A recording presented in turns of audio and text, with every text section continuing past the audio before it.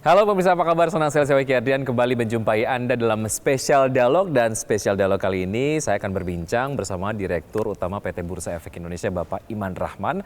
Akan berbincang mengenai review dan tantangan pasar modal Indonesia. Dan berikut kita ikuti spesial dialog selengkapnya.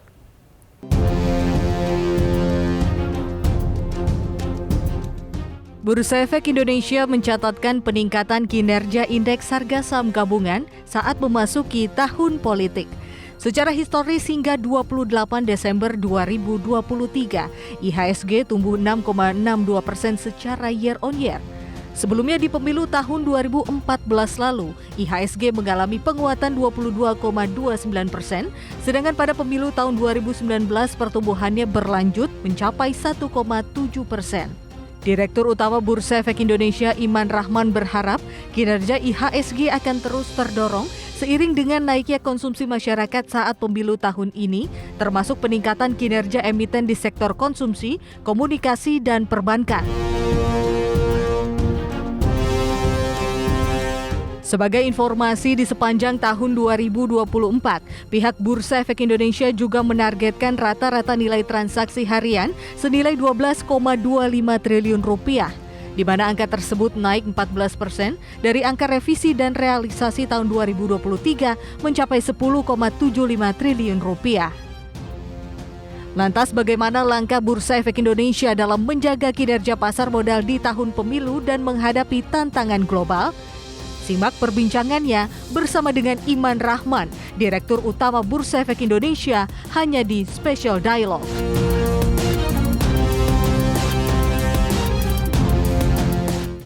Halo, apa kabar pemirsa? Senang sekali saya Wiki Adrian kembali menjumpai Anda dalam spesial dialog. Dan spesial dialog kali ini saya akan berbincang bersama narasumber yang juga spesial, yaitu adalah Direktur Utama PT Bursa Efek Indonesia, Bapak Iman Rahman. Apa kabar Pak Iman? Baik, terima kasih Mas Wiki. Terima kasih sudah disempatkan untuk bergabung dan juga berbincang di spesial dialog. Kalau bicara mengenai IHSG, nampaknya energi optimisme ini terus tunjukkan oleh pergerakan dari IHSG. Di awal tahun 2024 bahkan IHSG mencapai all time high-nya begitu ya. Ini menjadi satu hal yang patut kita banggakan begitu Pak Iman. Tapi apa yang kemudian terjadi di awal tahun 2024 ini tidak bisa terlepas dari apa yang kita sudah lalui di tahun 2023.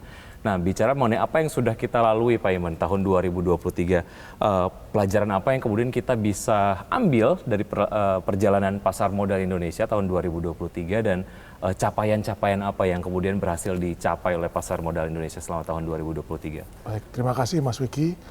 Pasar modal Indonesia di tahun 2023 tidak hanya mencatatkan berbagai pencapaian dari sisi supply serta demand, tapi juga dari aktivitas perdagangan. Sampai dengan akhir tahun 2023, terdapat 903 perusahaan tercatat saham. Sepanjang tahun 2023, pencatatan efek baru di BI meliputi 79 saham, 120 emisi obligasi, 3 ETF, 2 EBA SP, dan 182 warrant terstruktur. Dengan total fundraise sebesar 54,14 triliun rupiah dan obligasi sebesar 126,97 triliun rupiah. Investor pasar modal juga meningkat 1,68 juta investor menjadi 12,17 juta investor. Berkaca dari kondisi pasar modal di tahun 2023, menunjukkan telah kembalinya aktivitas investor kepada masa sebelum pandemi, yaitu ketika kegiatan dilaksanakan secara offline. Hal ini tentu saja berdampak terhadap pola transaksi dalam berinvestasi di pasar modal. Selain itu, pemilu juga akan dilaksanakan pada tahun ini, juga mendorong investor untuk cenderung bersikap dengan hati-hati. Dalam menyikapi kedua hal tersebut yang masih akan dihadapi di tahun 2024, tentunya BEI akan senantiasa berkoordinasi dengan OJK, SRO dan juga stakeholders, serta menyesuaikan metode kegiatan edukasi agar tetap menarik. BEI akan terus memantau aktivitas perdagangan pada tahun 2024, serta melakukan sejumlah inisiatif yang diharapkan dapat berdampak terhadap likuiditas perdagangan. Demikian Mas Vicky. Baik, artinya memang sudah banyak sekali hal-hal yang dapat membuat kita merasa lebih optimis lagi tahun 2024. Bekalnya ini kemudian sudah lengkap begitu ya Pak Iman ya. Baik, lalu apa saja upaya yang akan dilakukan ke depan untuk menggairahkan transaksi pasar modal di tahun 2024 ini Pak Iman? Ya, sebagaimana kita ketahui bersama, BI itu memiliki 3 fokus utama, yaitu yang pertama market deepening, kedua investor protection, dan regional synergy and connectivity. Dengan tetap memperhatikan berbagai risiko yang ada, baik global maupun domestik, BI selalu continuously optimistic dalam menjalankan inisiatif tersebut. BI senantiasa memperhatikan perkembangan pasar, serta berkoordinasi dengan OJK bersama dengan SRO terkait, penyediaan perdagangan yang teratur, wajar dan efisien, serta melaksanakan kegiatan edukasi rutin melalui jaringan distribusi BI termasuk media sosial. Dalam hal peningkatan likuiditas perdagangan, sejumlah inisiatif BI pada tahun ini meliputi 1. Implementasi non-cancellation period, kedua, pengembangan liquidity provider untuk saham tertentu, ketiga, implementasi perdagangan repo EBUS pada SPPA, hingga peluncuran single stock futures. Dari sisi pencatatan, BI berencana melakukan pengembangan e-IPO EBUS. Sementara dari sisi pengawasan, BI akan meningkatkan koordinasi pengawasan antara OJK dan SRO melalui sistem pengawasan terintegrasi. Seluruh inisiatif ini diharapkan berdampak terhadap likuiditas perdagangan BI. Baik, oke, menarik sekali mengenai apa yang kemudian dilakukan dan salah satunya adalah mengenai kolaborasi tadi ya Pak Iman ya. Lalu hal apa yang nampaknya ini mempengaruhi peningkatan kapitalisasi pasar pada tahun ini Pak Iman? Sebagai informasi, nilai kapitalisasi pasar hingga 29 Desember 2023 tercatat 11.674 triliun rupiah atau naik 23% dibandingkan posisi akhir tahun 2022, yakni 9.499 triliun. Salah satu faktor utama yang mendorong peningkatan pada kapitalisasi pasar adalah peningkatan aktivitas pencatatan atau IPO. Per akhir tahun 2023, terdapat 79 perusahaan tercatat baru. Dari 79 perusahaan tercatat tersebut, total fundraise mencapai lebih dari 54 triliun rupiah. Realisasi ini merupakan jumlah pencatatan yang tertinggi sejak privatisasi BI pada tahun 1992. Pertumbuhan positif ini telah menghantarkan BI sampai dengan akhir tahun 2023 mencapai 903 perusahaan tercatat. Dalam 5 tahun terakhir, data per November 2023, di antara bursa ASEAN, BI masih mencatatkan pertumbuhan jumlah perusahaan tercatat tertinggi sebesar 46%. Demikian, Mas. Oke, karena pertumbuhannya sendiri juga ini memang didukung oleh perusahaan yang kemudian memutuskan untuk melakukan IPO di Bursa Efek Indonesia di tahun 2023 dan saya ingat sekali ada beberapa perusahaan-perusahaan yang memang nampaknya ini juga cukup mendapatkan kepercayaan dari investor begitu ya karena ada semacam trust dan juga optimisme dari investor sendiri terkait dengan pasar modal di Indonesia. Lalu bicara mengenai performa ataupun mungkin kinerja dari pasar modal di Indonesia, tentu saja ini juga didukung oleh berbagai macam peraturan yang diluncurkan oleh Bursa Efek Indonesia tahun 2023. Apa saja aturan-aturan tersebut yang memang ini berimplikasi positif terhadap pasar modal di Indonesia, Pak Iman? Pada tahun lalu, BI meluncurkan sejumlah peraturan sebagai upaya menyediakan perdagangan yang teratur, wajar dan efisien. Beberapa penerbitan peraturan terkait inisiatif strategis BI dan berdampak positif antara lain. Yang pertama adalah peraturan 1X tentang penempatan pencatatan efek bersifat ekuitas pada papan pemantauan khusus dan peraturan nomor 2X tentang perdagangan efek bersifat ekuitas pada papan pemantauan khusus guna mengakomodasi peluncuran papan pemantauan khusus pada Juni 2023 untuk meningkatkan perlindungan investor. Yang kedua, surat keputusan direksi terkait peraturan pendaftaran unit karbon di penyelenggaraan bursa karbon, peraturan perdagangan unit karbon melalui penyelenggara bursa karbon, peraturan pengguna jasa bursa karbon, serta peraturan pengawasan perdagangan melalui bursa karbon yang diterbitkan pada 20 September 2023 untuk mengakomodasi perdagangan bursa karbon. Demikian, Mas. Baik, mengenai bursa karbon saya punya satu hal yang saya ingin tanyakan kepada Pak Iman, namun kemudian kita jeda sejenak Pak Iman ya, dan pemirsa tetap bersama kami, saja kami akan segera kembali.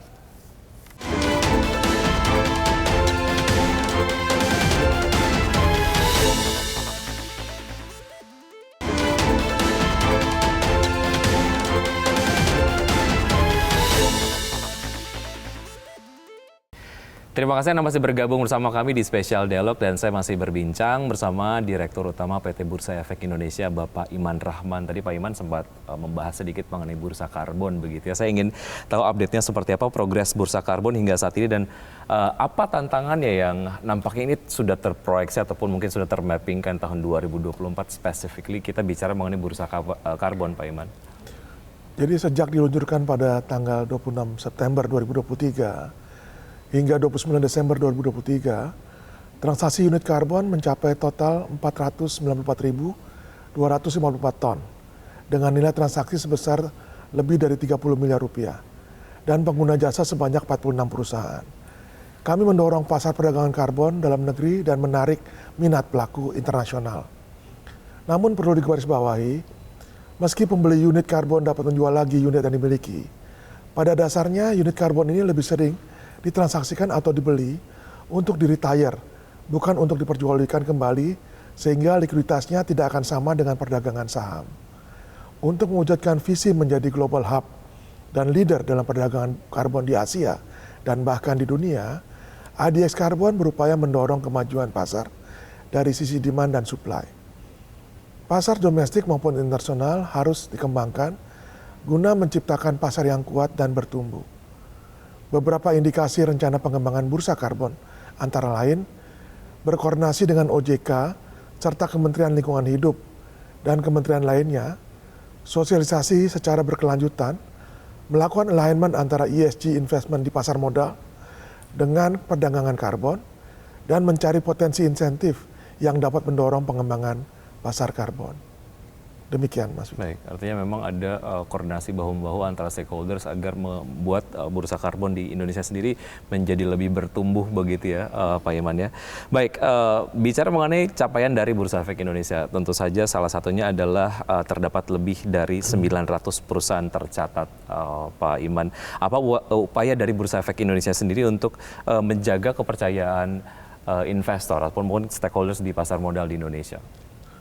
Beberapa inisiatif strategis guna memberikan perlindungan investor, sekaligus mempermudah pengambilan keputusan investasi para investor, termasuk peningkatan transparansi di pasar modal yang telah dilakukan BI adalah: 1. Penawaran umum melalui e-IPO dan e-registration integrasi dengan Sprint. Yang kedua, disclosure melalui e-reporting, SPE, IDXnet, dan XBRL. Ketiga, papan pemantauan khusus. Keempat, implementasi notasi khusus. Kelima, penyediaan nilai ESG perusahaan tercatat di IDX 80 di website BI. Dan keenam, kegiatan edukasi pasar modal dengan memanfaatkan teknologi.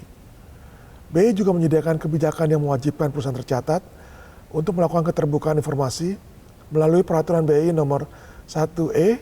Hal ini diharapkan dapat memberikan informasi akurat kepada investor dan dapat menjadi acuan investor dalam menyusun portofolio investasi. Ya, sebetulnya dari regulasi banyak sekali regulasi yang memudahkan perusahaan sendiri untuk mencatatkan diri di Bursa Efek Indonesia begitu ya. Jadi besar dengan IPO, nggak tunggu besar dulu baru IPO begitu ya kurang lebih ya Pak Iwan ya.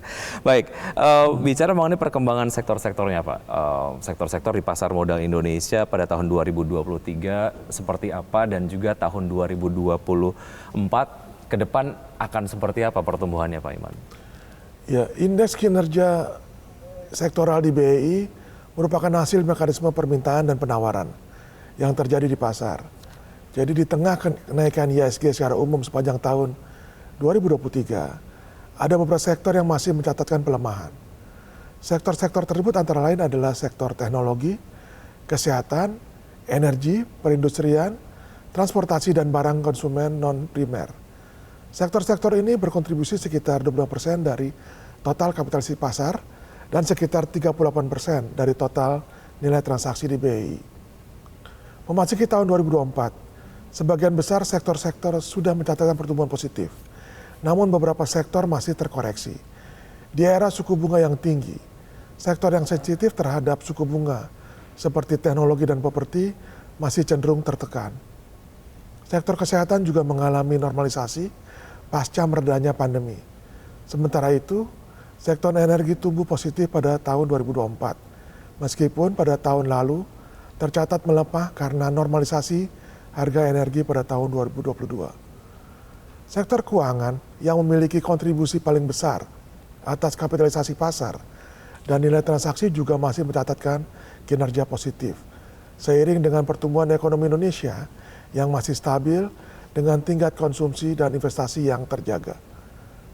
Demikian, Mas Vicky. Baik, menarik apalagi bicara mengenai perusahaan-perusahaan yang melakukan pencatatan di Bursa Efek Indonesia dan juga melihat IPO sebagai sebuah mekanisme pendanaan yang menarik. Kita akan bahas mengenai itu, Pak Iman, usai jeda berikut ini, tentunya mengenai upaya dari Bursa Efek Indonesia untuk meningkatkan kualitas dari calon perusahaan tercatat usai jeda berikut ini, Pak Iman. Dan bersama kami, usai jeda kami akan segera kembali.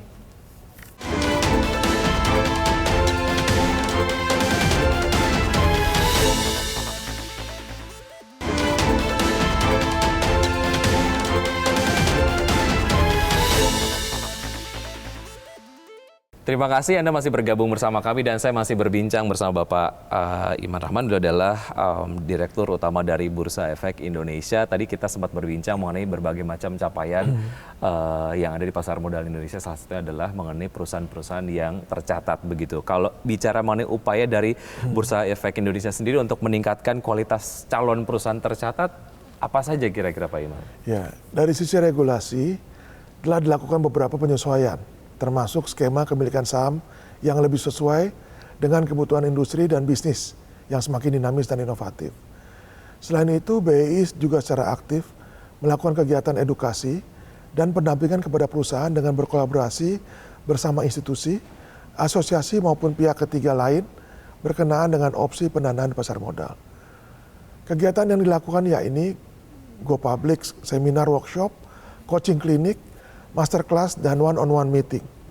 Situs Go Public juga tersedia sebagai salah satu sumber informasi terkini mengenai pendanaan melalui pasar modal. Upaya penyampaian informasi mengenai perusahaan tercatat baru untuk pertimbangan bagi investor dengan akses yang mudah.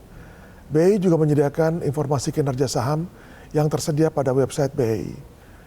Demikian, Mas Iki. Ya, artinya nggak ada alasan lagi untuk nggak IPO begitu. Betul. Ya, karena memang banyak sekali upaya pendampingan yang dilakukan oleh Bursa Efek Indonesia. Baik, apakah kalau kita berkaca kepada apa yang kemudian terjadi selama ini lah ya, yang menjadi challenge, yaitu adalah terkait dengan literasi mengenai masyarakat Indonesia, mengenai pasar modal di Indonesia. Ke depan apakah terkait literasi ini masih menjadi tantangan, Pak Iman? Lalu bagaimana dengan upaya untuk meningkatkan literasi di pasar modal di Indonesia? Ya. BEI terus meningkatkan literasi dan inklusi keuangan masyarakat dengan memperluas wilayah cakupan kegiatan edukasi yang menggandeng stakeholders, pemerintah daerah maupun komunitas di seluruh Indonesia. Sekaligus membangun kemitraan strategis dengan lembaga pendidikan fintech dan organisasi untuk penyebaran informasi. Sosialisasi dan edukasi pasar modal kami lakukan untuk memberikan pemahaman yang benar tentang berinvestasi di pasar modal, memberikan kesadaran kepada masyarakat akan pentingnya investasi untuk menata masa depan yang lebih baik dan meningkatkan awareness modus penipuan berkedok investasi. Tema besar sosialisasi dan edukasi tersebut dikemas dalam kampanye Aku Investor Saham yang digaungkan ke seluruh Indonesia melalui 29 kantor perwakilan BEI dan galeri investasi BEI. Kampanye Aku Investor Saham memiliki pesan kebanggaan, inklusivitas, serta kemajuan bagi investor dan calon investor. Galeri BEI yang jumlahnya saat ini sudah melampaui 800 juga dioptimalisasi dengan mendorong anggotanya menjadi duta pasar modal yang dapat membantu kegiatan edukasi dan menyebarluaskan informasi pasar modal kepada masyarakat. Kami juga mengoptimalkan penggunaan media sosial dan kolaborasi dengan key opinion leaders untuk menyampaikan pesan edukatif kepada audiens yang lebih luas. Baik, yang paling penting adalah bagaimana sebetulnya edukasi dan juga literasi ini dapat menjadi sebuah penangkal untuk berbagai macam informasi yang kurang bisa dipertanggungjawabkan Pak Iman ya. Jadi memang harus betul dilakukan secara intens begitu. Oke, ke depan tentu saja akan ada banyak tantangan. Apakah itu tantangan yang datangnya dari domestik ataupun dari sisi global begitu. Apalagi di tahun politik. Bagaimana mengantisipasinya, kemudian bagaimana optimisme Anda juga Pak Iman mengenai tantangan-tantangan tadi nih yang akan ada ke depan? Ya, berikut ini adalah beberapa tantangan yang perlu diantisipasi, baik dari sisi domestik maupun global. Yang pertama, pemilu di berbagai belahan dunia. Setidaknya sekitar 64 negara di dunia akan menggelar pemilu di tahun 2024, termasuk Indonesia. Beberapa negara yang menjadi perhatian pada pemilu di tahun ini, yaitu Amerika Serikat, Rusia, Indonesia, dan India. Angka tersebut mengindikasikan bahwa suhu politik dunia tahun ini diproyeksi akan semakin memanas. Selain itu, periode pemilu juga penuh ketidakpastian, sehingga investor cenderung wait and see terhadap perkembangan stabilitas ekonomi dan politik negara terkait. Meskipun begitu, secara historis, indeks saham, RNTH, dan net buy di pasar saham setelah periode pemilu cenderung meningkat, terutama di negara-negara emerging market termasuk Indonesia. Kedua, risiko perlambatan pertumbuhan ekonomi dan inflasi global. Beberapa lembaga di dunia yaitu BI, IMF, OECD, UNDP, dan Moody's memproyeksikan akan perlambatan pertumbuhan ekonomi global di tahun 2024. Di sisi lain, inflasi utama global diproyeksikan akan melandai di 2024. BI memproyeksikan inflasi utama Indonesia tahun 2024 sebesar 3,2% atau turun dari tahun 2023 yang sebesar 3,7%. Meskipun begitu, risiko inflasi masih tetap membayangi. Salah satunya didorong oleh pemangkasan produksi minyak oleh OPEC Plus sejak tahun Juni 2023. Selain itu, konflik geopolitik turut berkontribusi terhadap pergerakan inflasi secara umum akibat terganggunya rantai pasok perdagangan dunia. Risiko inflasi ini akan mendorong bank sentral di dunia untuk kembali melakukan pengangkatan kebijakan moneter yang berpotensi memperlambat pertumbuhan ekonomi global. Yang ketiga, yaitu faktor lainnya. Salah satunya adalah krisis properti yang masih terjadi di Tiongkok. Hal ini dikarenakan kontribusi sektor properti yang cukup signifikan terhadap PDB negara tersebut, yaitu sekitar 30% dari PDB. Tentunya Indonesia sebagai salah satu mitra dagang dan tujuan investasi Tiongkok akan terdampak oleh adanya krisis tersebut. Selain itu, faktor lainnya yang masih membayangi adalah perubahan cuaca ekstrim. Selama tahun 2023, perubahan iklim ekstrim akibat El Nino yang melanda dunia termasuk Indonesia telah menyebabkan berbagai kerugian ekonomi seperti risiko ketahanan pangan, pasokan air yang berkurang, dan terganggunya logistik. Ancaman perubahan iklim tersebut masih terus membayangi dan menjadi perhatian dunia, termasuk Indonesia. BI telah mengimplementasikan sejumlah inisiatif untuk senantiasa menyediakan perdagangan yang teratur, wajar, dan efisien. Untuk mengantisipasi tantangan tersebut, BI akan senantiasa melakukan sinergi baik dari sisi kebijakan maupun inisiatif dengan OJK dan SRO, serta memperhatikan kondisi ekonomi, serta dampak tahun politik terhadap kinerja pasar modal, baik dari sisi indeks, RNTH, dan aspek perdagangan lainnya. Demikian, Mas. Baik, dan yang menarik adalah ketika kemudian memasuki masa-masa pemilu secara historical, performa dari pasar modal ataupun mungkin IHSG menunjukkan kinerja yang sangat baik. Ini juga nampaknya dapat menjadi sebuah modal untuk kita kemudian merasa optimis begitu ya. Sedikit Pak Iman, pesan optimisme Anda kepada pelaku pasar lah ya ataupun investor yang ada di luar sana mengenai kinerja dari pasar modal di Indonesia dan juga mungkin investasi di Indonesia. Ya, Mas Wiki, kalau kita lihat historical sebelum kita bicara 2024, kita telah melampaui berbagai macam kondisi, baik global maupun domestik. Namun kita lihat bahwa tren indeks kita, IHSG kita cenderung positif. Apalagi tadi disampaikan bahwa di tahun-tahun pemilu, di 3 pemilu terakhir, indeks kita cenderung positif di tahun-tahun pemilu. Artinya apa? Bahwa tahun 2024, walaupun ini adalah tahun politik, tapi kita cukup optimis bahwa pasar modal kita akan tumbuh positif. Dan oleh sebab itu, kami berharap kepada para calon investor maupun para investor yang saat ini berinvestasi pasar modal untuk terus melihat potensi-potensi dari saham-saham yang ada di pasar modal dengan terus belajar dan terus melihat fundamental dari perusahaan dan tidak melihat hanya dari rumors. Itu demikian. Baik, ada tantangan ke depan tapi kalau diulik lagi bisa ada potensi-potensi yang sebetulnya kita bisa manfaatkan. Pak Iman, sebetulnya masih banyak hal-hal yang kemudian saya ingin perbincangan dengan Pak Iman, tapi kemudian waktunya sangat terbatas. Terima kasih sudah bergabung.